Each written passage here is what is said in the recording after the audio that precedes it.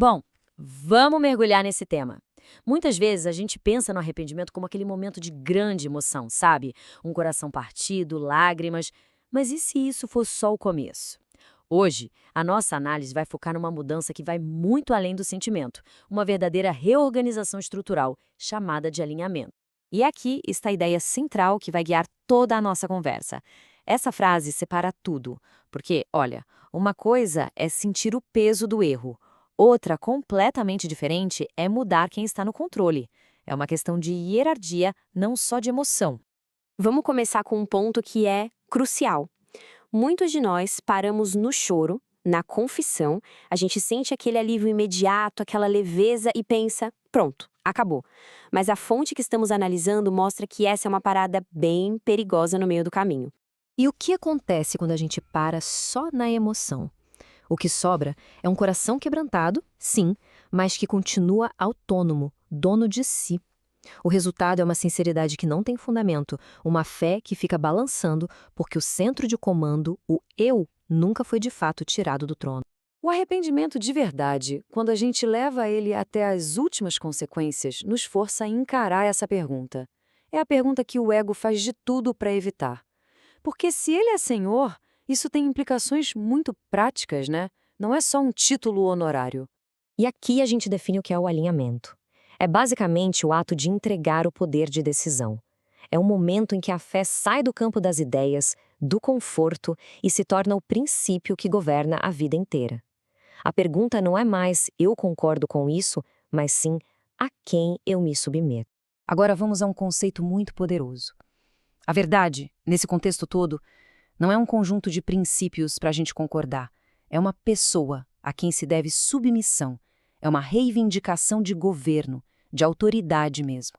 Essa afirmação, quando a gente olha por essa lente, muda tudo. Não é uma declaração filosófica, é uma declaração de autoridade.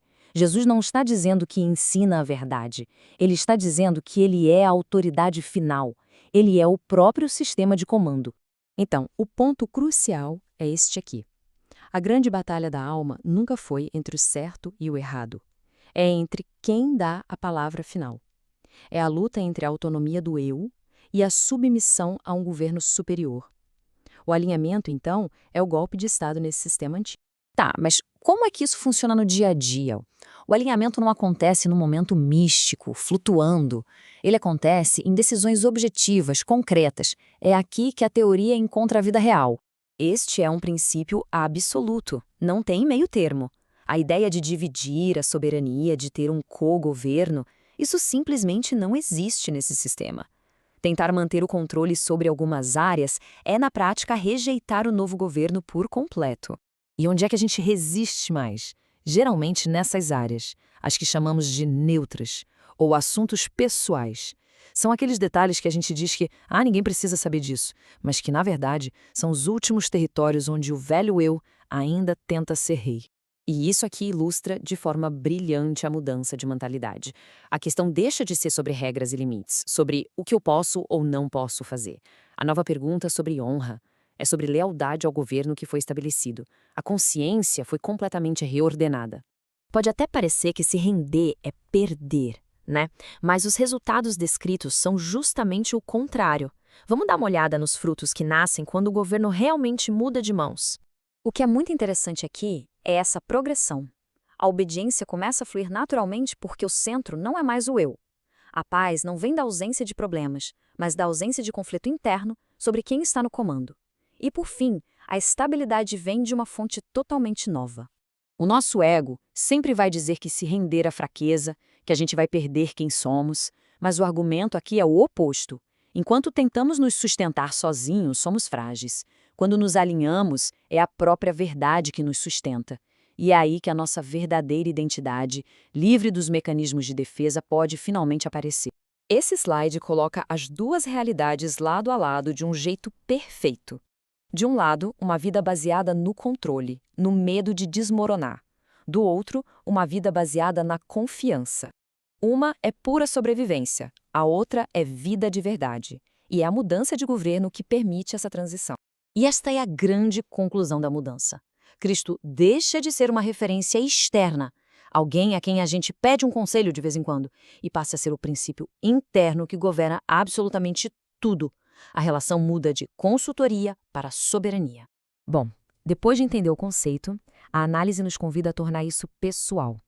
A sair da explicação e ir para a aplicação, com algumas perguntas bem diretas para uma autoavaliação honesta. Essa é a primeira pergunta de diagnóstico. Aquela procrastinação espiritual, sabe? A área que a gente sempre adia para entregar, ela geralmente aponta direto para o trono do eu. Ela mostra exatamente onde o velho governo ainda está entrincheirado. Essa segunda pergunta já sobe o nível. Ela testa a nossa lealdade de verdade. Porque quando o custo da obediência fica alto, a nossa decisão revela a quem nós realmente servimos. Ao nosso conforto ou ao rei.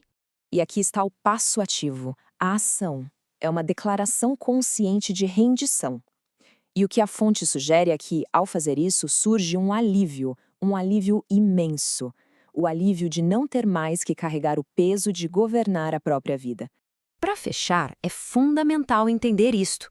O alinhamento não é a linha de chegada onde tudo fica perfeito. Na verdade, ele é o verdadeiro ponto de partida. É o começo de uma vida vivida sob uma nova administração, um novo governo. E essa é a promessa final.